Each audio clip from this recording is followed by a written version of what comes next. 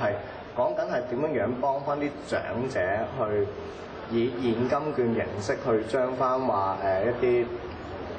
公營嘅一啲長期照護院舍嘅服務分流去翻一啲私營院舍，咁其實係有嘅。咁但係要留意翻一樣嘢咯，就係話當我哋講緊一個嘅現金券嘅制度嘅建立啦，都係行翻轉頭，就係話我哋係需要訂立翻個政策目的嚇。即係如果我哋真係想話將發展到一個嘅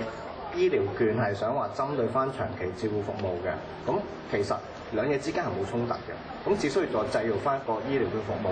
去就住翻個特定嘅人士需要嘅人士去諗翻下點樣樣去做個分流。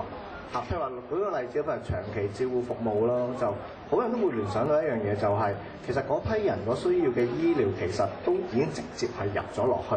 我哋公營服務嗰度提供。咁只不過我哋可能係話會有個概念，就係話，咦，其實點樣樣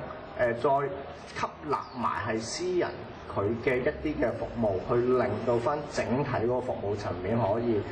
更加有效率去分配到啲資源去俾翻我哋所需要嘅受眾。咁所以其實呢個我會界定係屬於另一個 plan， 就多過講翻我哋而家講緊嗰個計劃咯。因為其實我所認識嘅而家呢個計劃係講緊係屬於全民性嘅，咁所以變咗就係話，當我哋去拿捏翻清楚呢個政策問題啦，我反而會覺得應該係因應翻話個社會大眾嘅最大公因素咁去考慮翻。咦，其實我哋現行嗰個醫療券點去做？咁同埋我亦都想回應翻一個問題啦，就好多與會人士都會講到，咦，其實會唔會話長期去諗翻，即係我反而會中意用翻另一個更加概括性嘅字眼，就係話醫療融資嘅角度，因為其實入邊係包括緊一啲社會保險啊，或者係一啲儲蓄戶口啊，咁邊樣嘢理想，其實呢樣嘢又係冇乜話好國際嘅公認嘅。因為我哋都會見到就係醫療融資唔同世界各地咧，佢有唔同制度。但我所知道咧一點嘅就係話，譬如話攞翻美國為例咯，就佢嗰個嘅Medicare 或者 Medicaid， 佢兩套制度其實都面臨崩潰嘅問題。咁而佢哋一個係去諗翻個醫療改革嘅方向啦，就正係講緊係話一個嘅 saving account， 即係話一個儲蓄戶口，再加埋係話成個嗰個現金券嘅體系嘅引入，就希望可以令到成個嘅醫療服務嗰個效率會比較理想啲去發展。咁所以我都係釐定翻清楚嘅，引入翻個長遠嘅醫療融資同翻個醫療券兩嘢之間係冇衝突。醫療券係應該喺某一啲同醫療有少少關係，但係未必係純醫療服務嘅方面都可以用下咁。即係譬如話我哋買尿片啊、買奶粉啊嗰啲都同健康相關，得唔得咧？咁其實就有三批人覺得係應該咁做，咁但係就我都同意啊博士嘅睇法咧，即係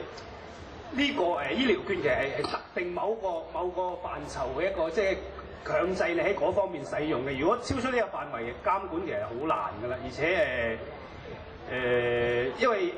醫療券其實就唔係話消費券同一般消費券唔一樣嘅，即係如果係咁，不如就我哋政府嚟緊派錢，不如派多幾百蚊咁咪算咯，使咩要整個醫療券零舍啲醫療券出嚟嘅？就應該係特定喺某一個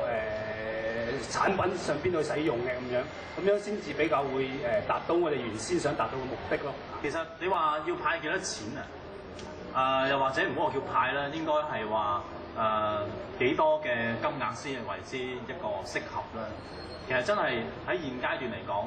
我覺得未有充足嘅一個目標去到去定呢一個金額。因為頭先我已經提出個好清晰嘅問題，就係話，喂，究竟呢一個醫療券佢本身係一個長期措施，係短期措施，還是係咩用途？要解決咩問題咧？其實係未非常之清晰嘅。呢樣嘢政府亦都冇好清晰咁樣去到表述出嚟，只係話我要幫一幫分流啦，私人醫療機構啦 ，OK。咁如果係咁嘅話，我一年嘅話睇醫生好難講話一個市民會睇幾多次私人醫生嘅喎。仲有可能好多婆婆佢哋都係會睇一啲私人嘅醫院係嘛？頭先佢所講話，我睇一次鏡門都可能有需要幾多錢啦。咁咪如果係咁以呢個標準嘅時候，咁我究竟係以一個私人嘅醫院嘅收費嚟到定一個金額啊，還是一個普通嘅私家診所嘅一個收費為金額咧？咁我相信呢樣嘢咧，係要思考到去定得出究竟政府嗰個適用性去到邊度？咁嗰個適用性係去到醫療我哋嘅私家醫院啦，還是係只係限於真係正如初所講，只係限於一啲私人嘅診所，同埋有一個比較踏實嘅一個思考，先至能夠去定出嚟。同埋咧，我都係嗰句啦，公帑要善用，唔能夠當然頭先市民都講到啦，就係呢個都係公帑嚟㗎。我哋市民當然希望越多越好，但係切唔切合實際啦，切唔切合市民嘅需求啦？我相信市民都唔係完全係盲目地去追尋呢個叫做我要攞多啲咁，唔係呢樣嘢。市民都係理性嘅，我相信呢樣嘢係需要大家去探討嘅問卷調查咧，咁市民就覺得要派1000蚊嘅。咁但係當然市民嘅角度就唔係太理性啊，梗係越多越好啦，係咪？咁我覺得我哋有數字，我俾啲數字大家睇。我哋嘅調查咧就係每一個人平均每年睇4到5次嘅普通病，因為醫療券其實俾你睇普通病，長期嘅病、慢性病、惡性病嗰啲係醫療券包唔到嘅，根本就唔係嗰個範圍。政府會有另外途徑幫助大家去睇呢個病。一般嘅係將一普通個病嘅感冒、發燒、肚屙嗰啲分流去私家市場，目的係咁樣啫。咁4到5次。每一次私家醫生會收你大概100蚊幾廿蚊嘅啫。咁如果可以將你一年所睇嘅普通症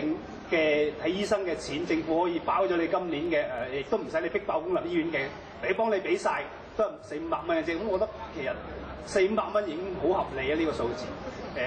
亦都可以避免好似香港政府派250蚊俾人鬧你孤寒，亦都可以話因為如果你用太多錢。1000蚊咁一年用幾億去做呢一個試驗性嘅嘢，我覺得唔係太值得咯。即係從呢個公帑嘅角度嚟睇，我覺得400-500蚊係比較合理嘅。我個人認為合理嘅一個水平。